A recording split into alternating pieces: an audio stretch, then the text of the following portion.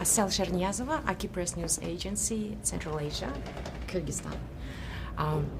Although it's not explicitly addressed about the cultural identity of Anora, her name is quite popular in Central Asia, and a lot of audiences would associate her with the region. Do you think it could probably cause some problems with the distribution in the Central Asian region?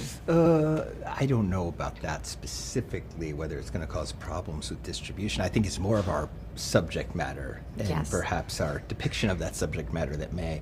I think Anora, is a name that actually comes from many different backgrounds and many different meanings. And when I was doing my research, trying to figure out, I didn't want to say specifically where Annie's family is from, but she's ethnic Russian that probably came from a post-Soviet country, and therefore,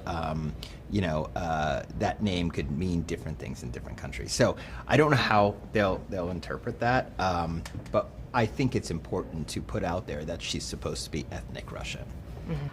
These days there are so many, especially this year, there are so many significant stories about strong women in a very diverse and very unconventional ways. And do you think it's because there is a cultural shift or paradigm is changing how we celebrate and perceive strength in women? And how does Anora contribute to that conversation? Well, I think it's always important to for my protagonists to have agency and to have strength, and be fighting against all odds. And I think that this is a normal way of putting forth an underdog story. But obviously, right now with looking at history and the treatment of women over the last century and film and media in general, it is a refreshing thing, I think, to empower our female protagonists. I think it's important, and still obviously, and not obviously avoid the struggle that they still have. The characters they come from so different backgrounds, like they have different universes, and it kind of creates this contrast and clashes. So my question is, was it intentional just to through that clashes to create a platform for maybe communication? And did you ever think that this is a narrative of a larger societal dynamics these days? Yeah, most definitely. I that's what makes, okay, so first off, it takes place in New York, which is a melting pot, right? So you're going to have cultures coming together and sometimes clashing, sometimes communicating, sometimes miscommunicating, sometimes not communicating. And I think one of the themes I was dealing with this film is communication. I mean, that's why, I have 3 different languages going on. Sometimes people can understand one another, sometimes they can't. And then the last scene in the whole film, there being finally some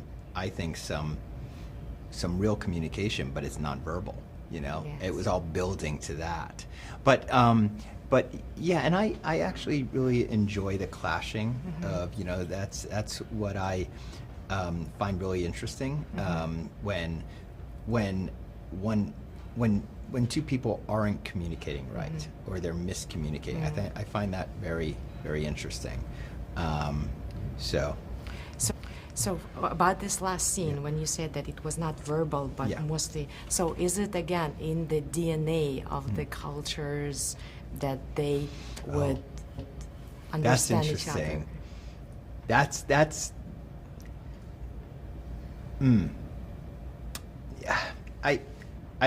I think there might be an element there, and I think that I have heard from feedback from both sex workers and then also Russian Americans that there's something there.